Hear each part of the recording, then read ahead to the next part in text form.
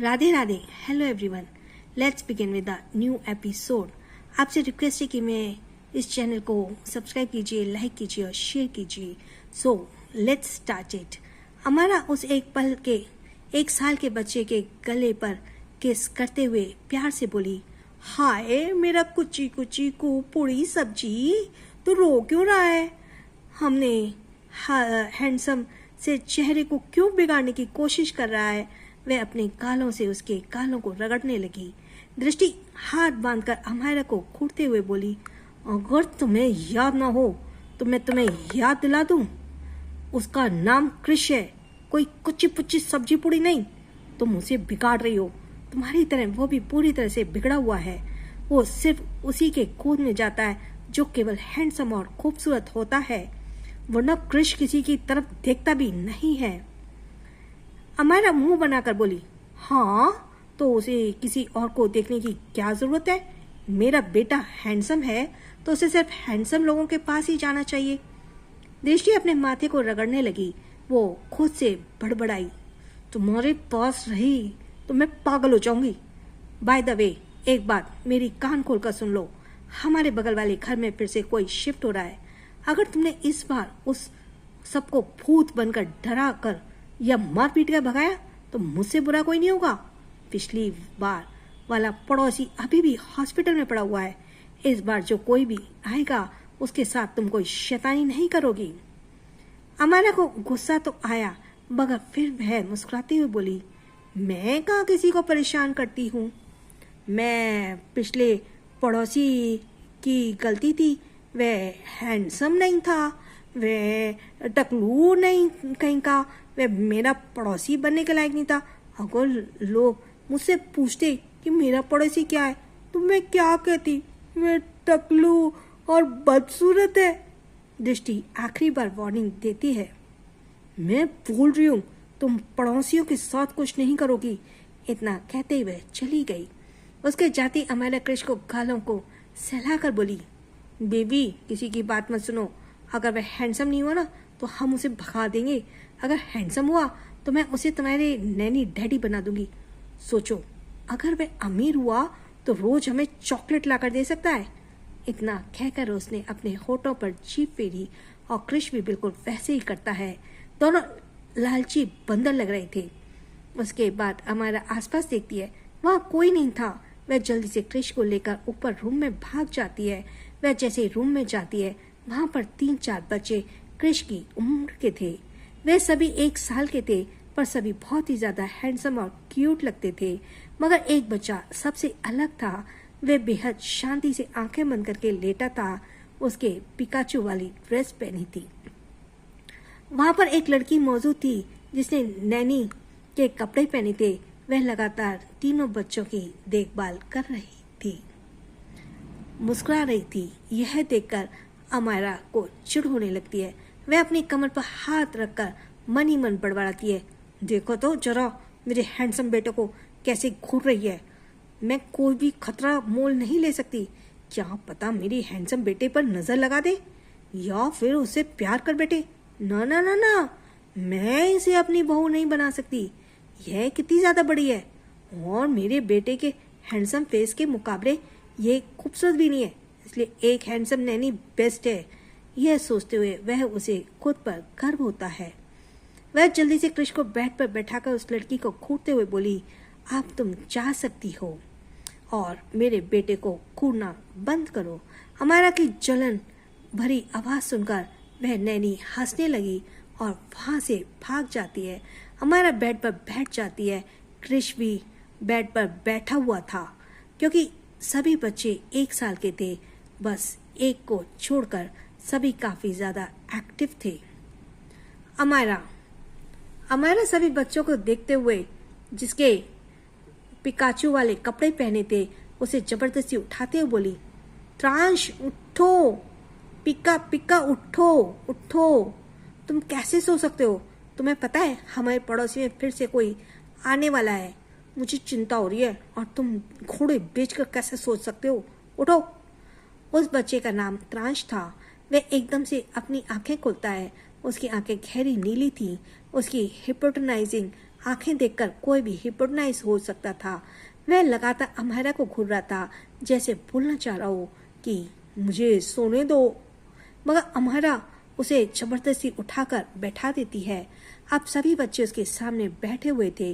अमायरा उन सभी को घूरते बोली, तुम चारों को मिलाकर उस पड़ोसी को तंग करना है और उसे भगाने में जैसे पिछली बार हम लोगों ने किया था, ठीक है? क्रिश खुश होकर अपने हाथों को ऊपर उठाकर बोला, मम्मा मम्मा। वह अपने सिर पर जल्दी हिलाने लगा क्योंकि वह बहुत एक्साइटेड था। फिर अमायरा बाकी बच्चों को देखकर बोली, अंश, तक्ष, तुम दोनों भी कुछ बोलो। तक्ष सीधा अमायरा के ऊपर कूद गया और उसके बालों के साथ खेलते हुए खुश होकर बोला, मम्मा। वह इतना कहकर वह अंश की तरफ इशारा करता है तो अंश उसे घूरने लगा। उसके बाद वह पैरों के बल चलते हुए कुछ ही दूर पर पड़ा टॉय गन उठाता है और इधर उधर घुमाकर देखने लगता है। यह देखकर अमायरा मुंह बनाकर बोली, कितना खड़ूस बच्चा है। फिर वह त्रांश को देखते हुए खुश होकर बोली, पिका, तुम बोलो कि तुम मेरी हेल्प करोगे, फिर मैं तुम्हें गिफ्ट में तौर पर एक हैंडसम नैनी दूंगी जो हमारी देखभाल करेगा। त्रांश अपनी नीली आंखों से उसे घूरता और बेड पर लेट गया और एकदम से अपनी आंखें बंद कर ली। वह देखकर अमायरा उदास हो जाती है। फिर बेड पर लेटे हुए जोर से चिल्लाई, ओह तुम लोग बहुत खड़ूस हो, तुम लोगों को मेरी कोई चिंता नहीं है, मैं अब रो दूंगी। क्रिश गुस्से से त्रांश को देखते बोला, पिता पिका, मतलब उसे पिका बोला नहीं आ रहा इसलिए वह पिता ह।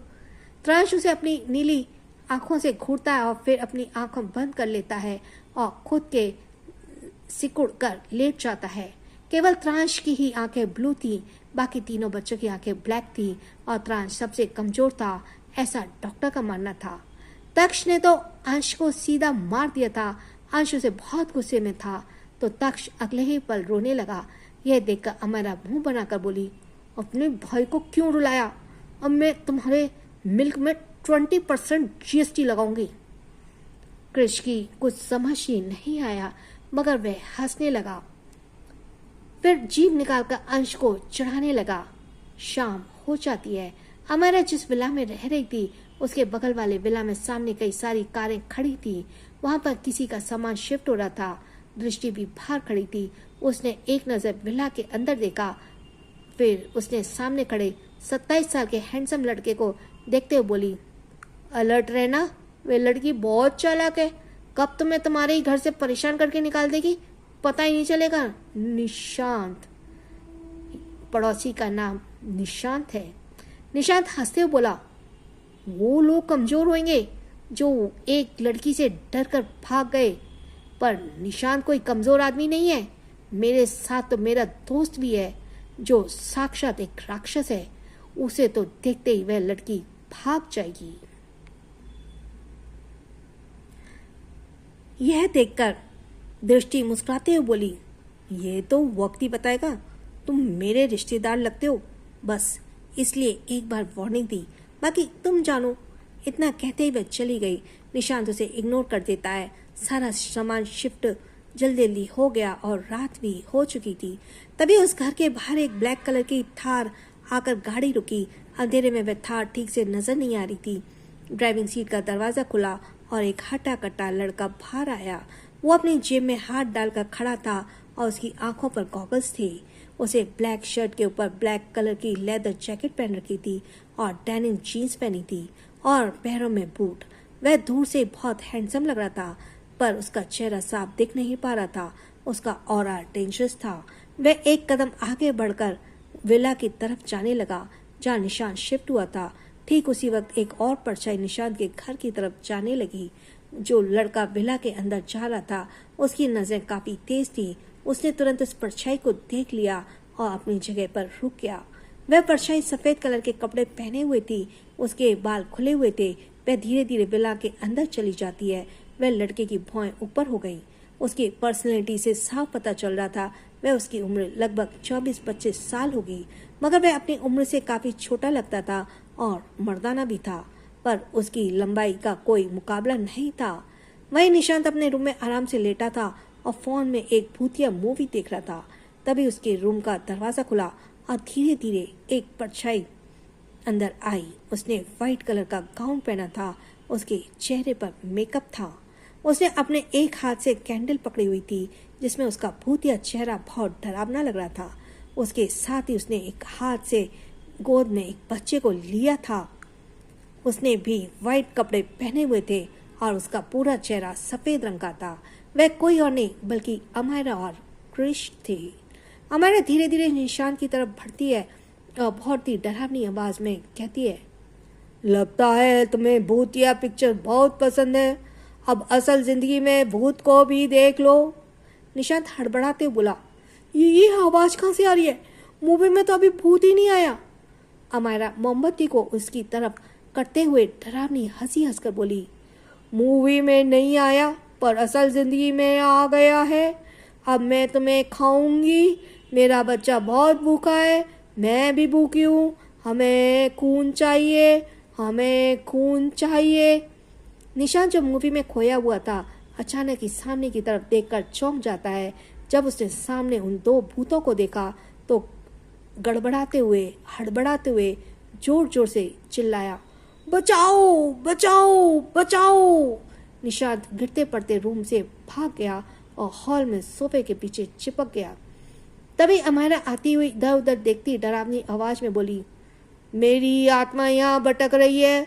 मुझे और मेरे खानदान को किसी ने मार दिया था। अब जो भी यहाँ रहेगा हम उसका खून पिएंगे ताकि हम और शक्तिशाली हो सकें। बाहर आओ बदसूरत पुरुष, तुम कहाँ गए हो? कहते हुए वह निशांत के पीछे आकर खड़ी हो गई। फिर डेविल स्माइल करते हुए उसके पैरों पर जोर से लात मारती है। निशांत डरते बोला, ओह नहीं नहीं नहीं, मुझे मत मारो प्लीज, मुझे मत मारो। यह घर मेरे नाम पर नहीं है, इसे मेरे दोस्त ने खरीदा। जाकर उसका खून पियो।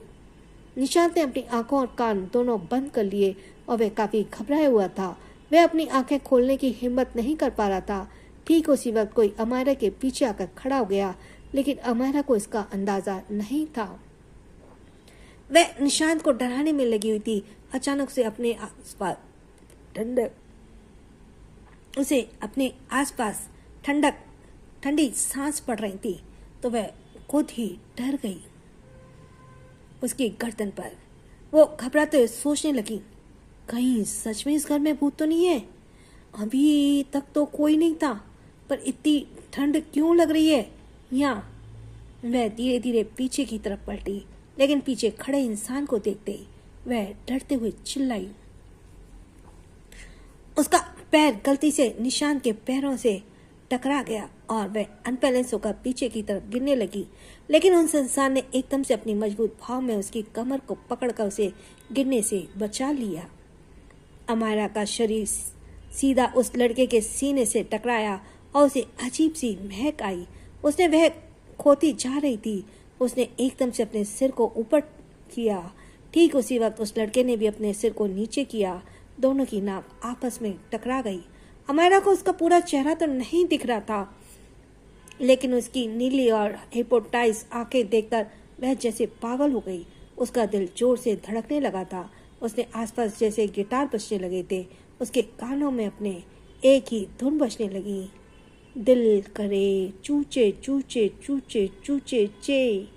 अमायरा को लग रहा था वह बादलों में उड़ रही है, जबकि वह आदमी उसे ठंडी निगाहों से देख रहा था।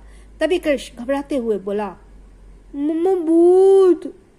अमायरा उसकी आवाज़ सुनकर भी होश में नहीं आई, क्योंकि वह समझ गई थी कि उसके सामने खड़ा आदमी भले ही बेहद ठंडा है, लेकिन वह जरूर हैंडसम होगा। अमायरा को केवल उसकी नीली हिप्नोटाइज आंखें और पतले अट्रैक्टिव लिप्स ही दिख रहे थे। वह अपने मन में कहने लगी, यही मौका है फायदा उठाने का, वरना ये आदमी तुम्हारे हाथ से निकल जाएगा। मुंह डार्लिंग, रात के अंधेरे में इतना हैंडसम लग रहा है तो दिन के उजाले में तो यह मेरी जान ले लेगा। भगवान मेरे दिल बाहर न निकलने वाला है। वही वो लड़का अभी भी उसे ठंडी निगाहों से देख रहा था।